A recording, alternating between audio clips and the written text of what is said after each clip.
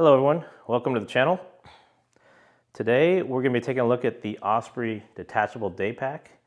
This is a vintage item from the early 90s, from an era, in my opinion, when Osprey had their best designs and highest build quality and most bomb-proof packs. And again, that's my opinion.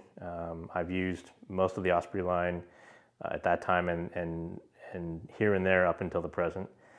They still make fantastic packs. At this time, everything was still made in Colorado in the United States.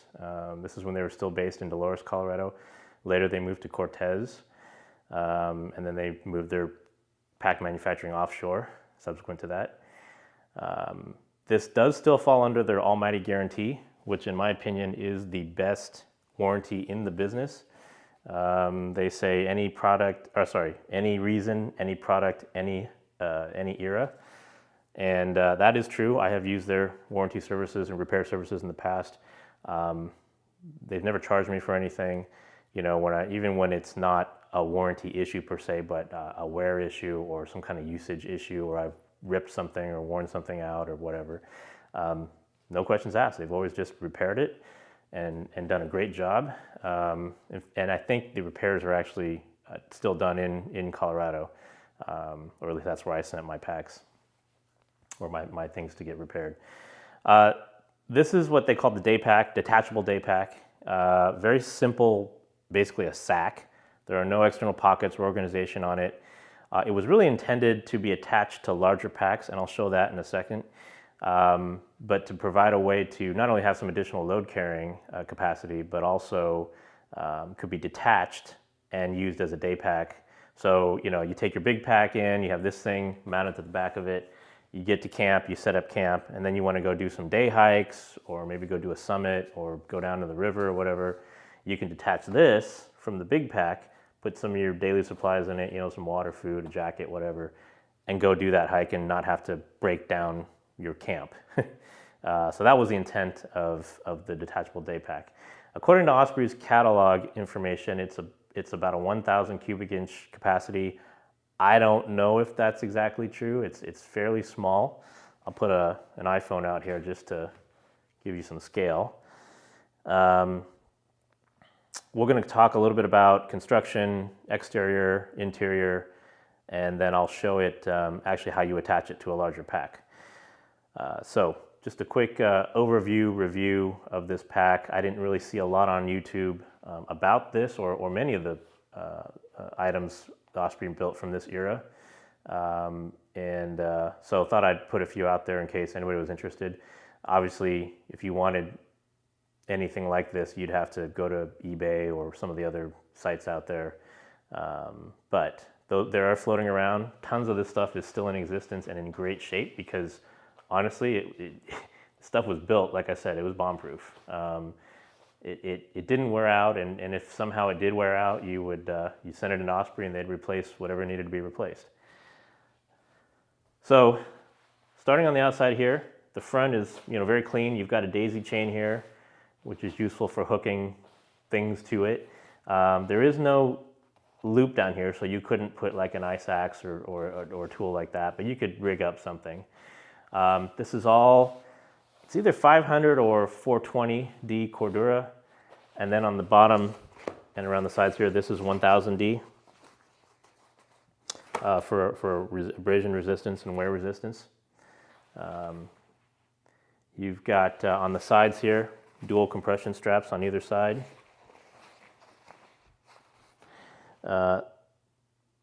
You've got at the top, you've got the double zip.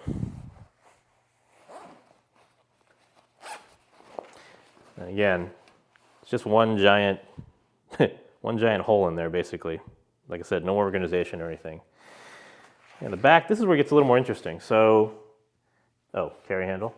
So the back is pretty plain. It doesn't really look like a backpack, and this is kind of the format you'd want it in when you want to strap it onto a larger pack. Keeps it nice and clean. But then when you're ready to go, you just reach in here. You pull out, let's see, Oh, let me do it from the top first. Sorry. You unbutton this, pull out your shoulder straps.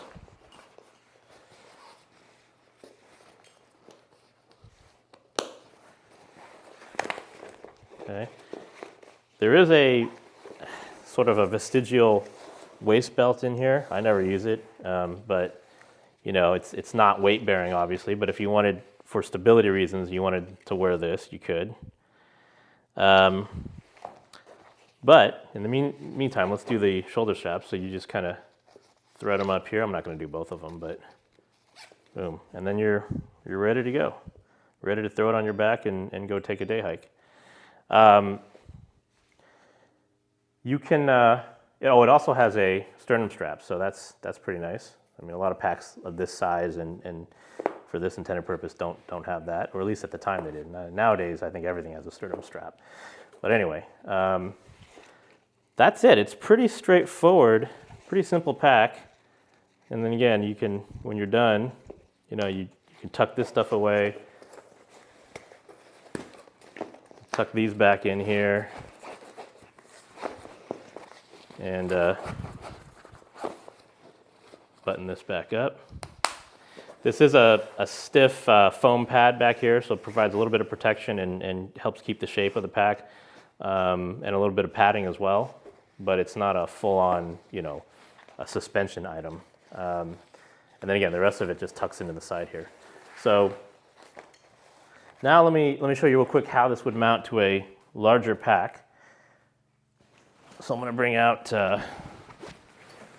another pack of mine, my Osprey Highlander.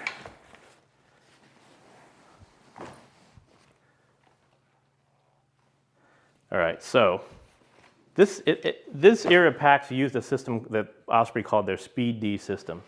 And essentially what it was is the pack that you were going to mount to, or the item you were going to mount to, had these D-rings, these plastic D-rings. And there's 4 of them. And then you'll notice around the perimeter of the pack here, you've got 4 of these tri-glides. These don't really do anything. You could use these as latch points though, you know, if you wanted to, but mainly they're for mounting to the pack. So what you would do is essentially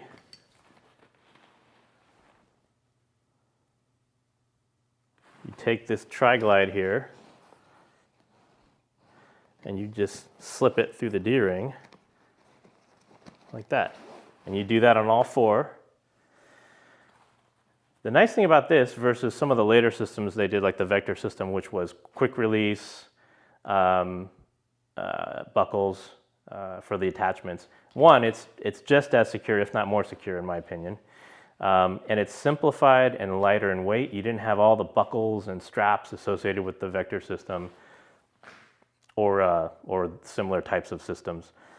Very simple yet strong, relatively fast to get on and off. And then the other thing that's nice is now that these are tied into the suspension system or the compression system of the larger pack, as you tighten this down, this whole panel here, this whole pack becomes like a compression panel for the entire back of the larger pack. So really nice system, modular. In my opinion, it was better than the later Vector systems and other things, again, because of their complexity. And really, I've had some of those packs as well, and sort of the spaghetti strap. I mean, this is bad enough spaghetti strap-wise, but those are, you know, twice as bad in my opinion. And a lot more hardware to worry about and to weigh you down. So, so anyway, that was it. I'm gonna take this off now. So again, if you want to take it off, you just kind of twist and push through. There you go. Now there are actually even modern packs that have a similar type of attachment system. I'm not going to show you how, you know, put it on, but this is a modern Osprey Sojourn suitcase, luggage. And you can see it's got the D-rings. There are also some of the larger, and some of the larger Osprey packs are similar. Some of them have just a fabric loop, but it serves the same purpose. So you know, Osprey is kind of the DNA that's carried forward to modern times. So anyway, that is the Osprey Detachable Daypack, They didn't have any other kind of fancy name for it, but there you go. Appreciate the time. Thanks a lot, and we'll catch you in the next one.